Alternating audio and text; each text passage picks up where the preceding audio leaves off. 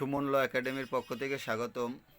তো আজকের হচ্ছে প্যানেল কোডের ৭৬ ধারা থেকে আলোচনা করব ক্রমান্বয়ে, অর্থাৎ একটা ধারার সংস্পর্শে যে আলোচনা এবং ওই ধারাটির যে যে সমস্ত এমসিকিউ থাকতে পারে ওগুলো নিয়ে আলোচনা করা হবে। তো এটা হচ্ছে চতুর্থ অধ্যায়ের ৭৬ থেকে ১০০ ধারার ব্যতিক্রম, জেনারেল এক্সেপশন বলা হয়। তো এখানে একটি প্রশ্ন আছে, যেমন দণ্ডবিধির কত নং অধ্যায়ে সাধারণ ব্যতিক্রম সময়ের বিষয় উল্লেখ আছে? অ্যান্সার হচ্ছে গ, চতুর্থ অধ্যায়। এটাও বার কাউন্সিল 2017 সালে প্রশ্ন আসছিল এবং এটাও অনেকটা ইম্পর্টেন্ট প্রশ্নই বলা চলে। তো ৭৬ ধারায় বলা হচ্ছে, আইনগতভাবে বাধ্য বলিয়া সৎবিশ্বাসে ভুল করে কোনো কাজ করলে উহা অপরাধ নয়। যেমন এখানে দুইটি উদাহরণ দেওয়া হয়েছে। সৈনিক ক তদীয় ঊর্ধ্বতন পদস্থ কর্মচারীর আদেশক্রমে আইনের নির্দেশ মোতাবেক কোনো জনতার উপর গুলি চালায়, ক কোন অপরাধ করে নাই। অর্থাৎ সে তার ঊর্ধ্বতন কর্তৃপক্ষের নির্দেশ মোতাবেক কাজ করেছে বিধায় সে কোনো অপরাধ করে নাই। ২ নম্বরে বলা হয়েছে, বিচারালয়ের জনৈক কর্মকর্তা ক উক্ত বিচারালয় কর্তৃক গকে গ্রেপ্তার করিবার জন্য আদৃষ্ট হইয়া এবং যথাযথ তদন্তের পর খকে গ মনে করিয়া খকে গ্রেপ্তার করে, ক কোন অপরাধ অনুষ্ঠান করে নাই। অর্থাৎ ভুলবশত কোনো কাজ করলে সেটা অপরাধ বলিয়া গণ্য হবে না। প্রশ্ন হচ্ছে, ক একজন সৈনিক সে তার ঊর্ধ্বতন কর্মকর্তার আদেশ জনতার উপরে গুলি চালায়, এতে করে ৫ জন ব্যক্তি গুরুতর জখম হয়, ক কোন অপরাধ করেছে? অ্যান্সার হচ্ছে খ কোনো অপরাধ করে নাই।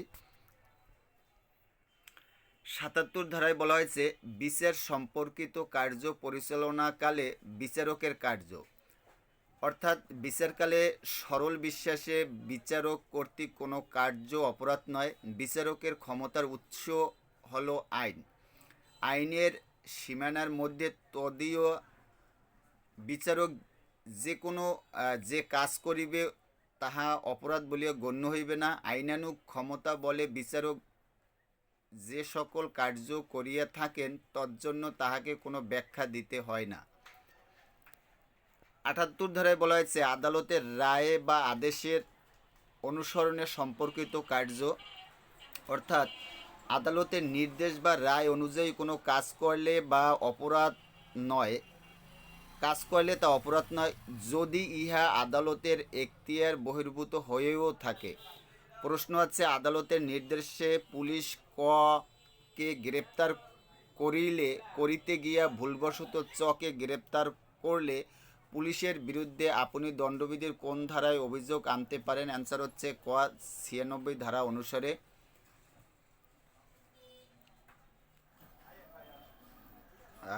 প্রশ্ন হচ্ছে, আদালতের রায় অনুসরণে করা কোনো কাজ দণ্ডবিধি কোন ধারা অনুযায়ী কোনো অপরাধ নয়? অ্যান্সার হচ্ছে গ ৭৮ ধারায়। এরপর প্রশ্ন হচ্ছে, ধারা হচ্ছে ৭৯ ধারায়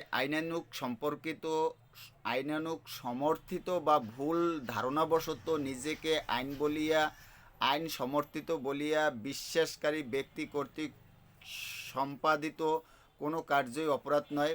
৮০ ধারায় বলা হয়েছে, আইনানুগ কার্য সম্পাদনকালে দুর্ঘটনা, অর্থাৎ দুর্ঘটনা বা দুর্ভাগ্যবশত এবং কোনো প্রকার অপরাধমূলক উদ্দেশ্যে বা অবগতি ব্যতিরেকে আইনানুগ প্রণালীতে আইনানুগ মাধ্যমে সাহায্যে এবং যথাযথ যত্ন বা সতর্কতার সহিত সম্পাদিত কোনো আইনানুগ কার্যই অপরাধ নয়।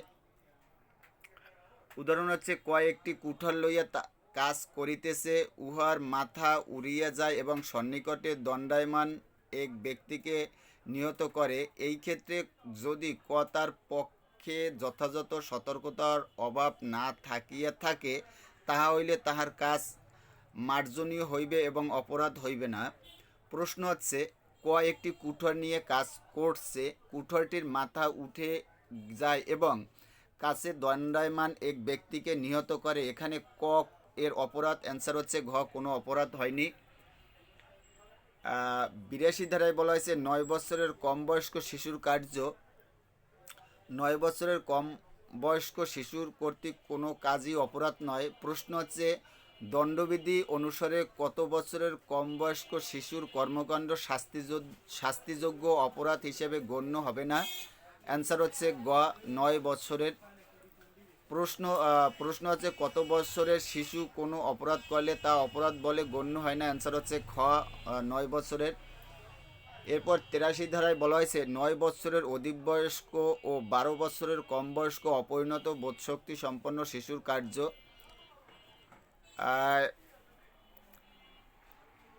এখানে 9 বছরের বেশি কিন্তু 12 বছরের কম বয়স্ক অপরিণতি বোধসম্পন্ন শিশুর কোনো অপরাধ নয়। তবে উক্ত বয়সের শিশু পরিণতি বোধশক্তি সম্পন্ন হলে উক্ত কাজ অপরাধ বলে গণ্য হইবে।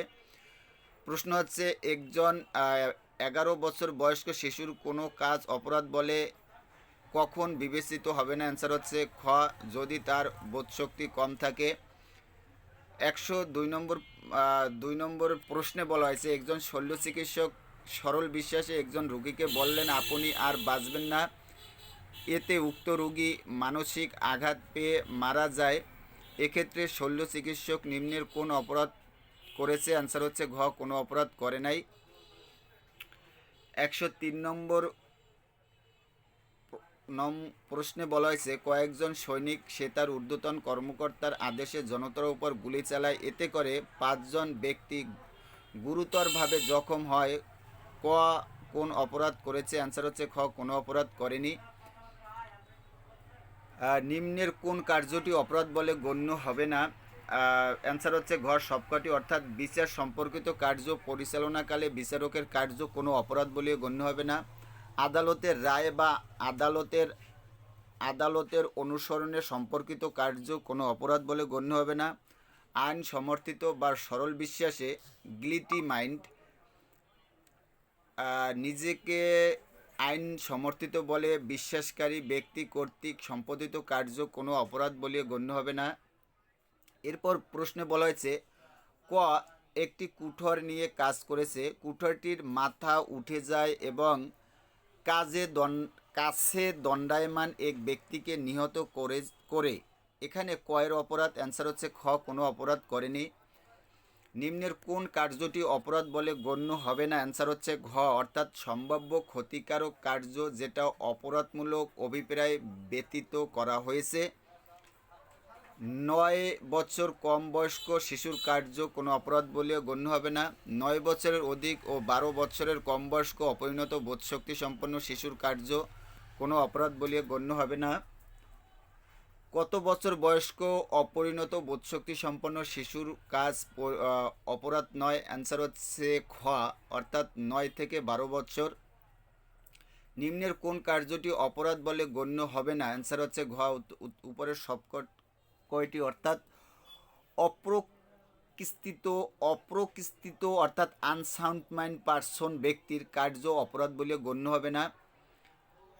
অনিচ্ছাকৃত প্রবঞ্চনার কারণে বিচারিক শক্তিহীন ব্যক্তির কার্য অপরাধ বলে গণ্য হবে না। যে অপরাধের ক্ষেত্রে বিশেষ উদ্দেশ্য বা জ্ঞানের প্রয়োজন রয়েছে উন্মত্ত ব্যক্তি কর্তৃক সেই অপরাধ অনুষ্ঠান করলে কোনো অপরাধ হবে না। এরপর 109 নং প্রশ্নে বলা হয়েছে ক ও খ আনন্দ করার সময় পরস্পর অসি খেলার জন্য একমত হয়। অসি খেলা চলাকালে ক এর কারণে খ আঘাত পায় এবং খ এর পা ভেঙে যায়। ক এর অপরাধ? অ্যান্সার হচ্ছে কোনো অপরাধ করেনি। সার্জন ক জানতো যে খকে অপারেশন করলে খ এর মৃত্যু হতে পারে, কিন্তু খ এর মঙ্গলের জন্য এবং সরল বিশ্বাসে ক অপারেশনটি করে খ মারা যায়। ক কী ধরনের অপরাধ করেছে? অ্যান্সার হচ্ছে ঘ কোনো অপরাধ করেনি। ট তার ছেলের মঙ্গলের জন্য একজন সার্জনকে দিয়ে অপারেশন করাতে চায়। সার্জন শিশুটির পিতার নিকট থেকে অনুমতি নিয়ে অপারেশন করে শিশুটি মারা যায়। সার্জনের অপরাধ কি? অ্যান্সার হচ্ছে ঘ কোনো অপরাধ হয়নি। সার্জনের অপরাধ না হওয়ার কারণ কি? অ্যান্সার হচ্ছে ঘ অর্থাৎ অভিভাবকের অনুমতি নিয়ে অপারেশন করেছে এবং সরল বিশ্বাসে কাজটি করেছে। নিচের কোন কার্যটি অপরাধ বলে গণ্য হবে না? অ্যান্সার হচ্ছে ঘ, অর্থাৎ ভয় কিংবা ভুল ধারণার অধীন দেওয়া সম্মতি অনুযায়ী কৃত কাজ। খতে বলা হয়েছে যে সকল কাজ সার্বিক ক্ষতি থেকে আলাদাভাবে অপরাধ বলে বিবেচিত সে সকল কাজ। গতে বলা হয়েছে সম্মতি ব্যতীত কোনো ব্যক্তির মঙ্গলার্থে সরল বিশ্বাসী কৃত কাজ। অ্যান্সার হচ্ছে উপরের সবকটি কোনো অপরাধ বলে গণ্য হবে না। এরপরে বলা হয়েছে নিম্নের কোন কার্যটি অপরাধ বলে গণ্য হবে না? অ্যান্সার হচ্ছে ঘ, অর্থাৎ উপরের সবকটি। সম্ভাব্য ক্ষতিকারক কার্য যেটা অপরাধমূলক অভিপ্রায় ব্যতীত করা হয়েছে। খতে বলা হয়েছে সামান্য ক্ষতিকারক কার্য। গতে বলা হয়েছে 9 বছরের অধিক ও 12 বছরের কম বয়স্ক অপরিণত বোধশক্তি সম্পন্ন শিশুর কার্য অপরাধ নয়। এরপর বলা হয়েছে অনিচ্ছাকৃত কাজ অপরাধ না। 84 ধারায় বলা হয়েছে অপ্রকৃতিত ব্যক্তির কার্য, অর্থাৎ পাগলের কার্য অপরাধ নয়, আনসাউন্ড মাইন্ড পারসন। মানসিক অসুস্থ ও অপ্রকৃতিত কোনো ব্যক্তির কোনো কার্য অপরাধ নয়। প্রশ্ন হচ্ছে অপ্রকৃতিত ব্যক্তির কার্য দণ্ডবিধির কোন ধারা বলে কোনো অপরাধ নয়? অ্যান্সার হচ্ছে গ, 84 ধারায়। এরপর 85 নম্বর ধারায় বলা হয়েছে অনিচ্ছাকৃত মাতাল হওয়ার কারণে বিচার শক্তি রহিত ব্যক্তির কার্য অপরাধ নাই। অনিচ্ছাকৃতভাবে যে মাতাল হয়েছে এবং আইনের পরিপন্থী বলিয়া চিনিতে পারার অযোগ্য বলিয়া কোনো কার্য অপরাধ নয়।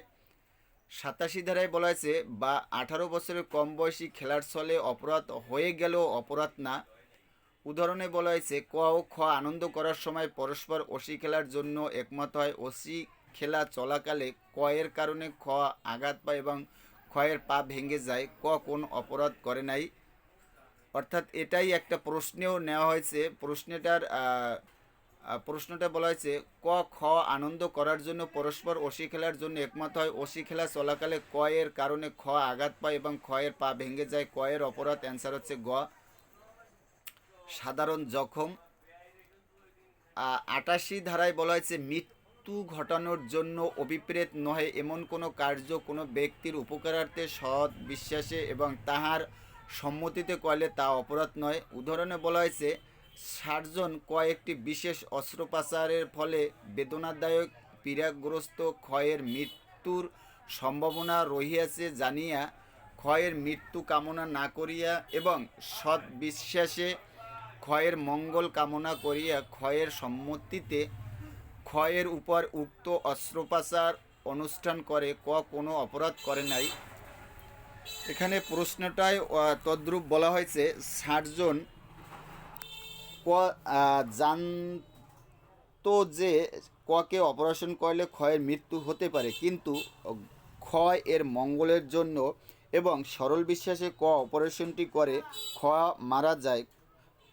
ক কী ধরনের অপরাধ করেছে? অ্যান্সার হচ্ছে ঘ, কোনো অপরাধ করেনি। 93 নম্বর প্রশ্নে ধারায় বলা হয়েছে সদ্বিশ্বাসী কৃত যোগাযোগ, অর্থাৎ কারোর মঙ্গলার্থে সরল বিশ্বাসে কোনো সংবাদ প্রেরণের ফলে ক্ষতি হলে তা অপরাধ নয়। উদাহরণে বলা হয়েছে সার্জন ক সদ্বিশ্বাসে একটি রোগীকে তাহার অভিমত জানান যে আপনি আর বাঁচিবেন না। রোগীটি অভিমতের ফলে মৃত্যুমুখে পতিত হয়, ক কোন অপরাধ করে নাই। 118 নম্বর প্রশ্নে বলা হয়েছে দণ্ডবিধির 93 ধারার বিষয়বস্তু কি? প্রশ্ন অ্যান্সার হচ্ছে খ সদ্বিশ্বাসে কোনো তথ্য প্রদান বা যোগাযোগ। 119 নম্বর প্রশ্নে বলা হয়েছে একজন শল্য চিকিৎসক সরল বিশ্বাসে একজন রোগীকে বললেন আপনি আর বাঁচবেন না, এতে উক্ত রোগী মানসিক আঘাত পেয়ে মারা যায়। এক্ষেত্রে শল্য চিকিৎসক নিম্নের কোন অপরাধ করেছেন? অ্যান্সার হচ্ছে ঘ, কোনো অপরাধ করে নাই। তো আজকের এ পর্যন্তই আলোচনা। এর পর্যায়ক্রমে অন্য আলোচনাও নিয়ে আসতেছি, কিন্তু আমার প্রশ্ন হচ্ছে এখানে একটি ধারার যে আলোচনা শর্ট যে আলোচনা, এরপরে একটি ধারার সংস্পর্শে বিস্তারিত আলোচনা এবং একটি ধারার সংস্পর্শে যে সমস্ত এমসিকিউ থাকতে পারে উক্ত বিষয়গুলো নিয়েই আমার এই ভিডিওগুলো হচ্ছে বা এই সুমনল একাডেমিতে চলে আসছে। এরপরে ফেসবুকে পেজও আছে আমার এই সুমনল একাডেমিতে। তো আপনারা এগুলো দেখবেন এবং এটা যদি আপনারা পেতে চান তাহলে আমার উল্লেখিত হোয়াটসঅ্যাপ নাম্বারে যদি যোগাযোগ করেন তাহলে আপনারা সেই নোটটিও পেতে পারেন। তাহলে আসন্ন বার কাউন্সিল এমসিকিউ বা রিটেনের জন্য আপনার জন্য অনেকটাই হেল্প হবে বলে আশা প্রকাশ করছি। তো আজকের এ পর্যন্তই। ভালো থাকুন, সুস্থ থাকুন। আবার দেখা হবে পরবর্তী আরেকটি ভিডিওর মাধ্যমে।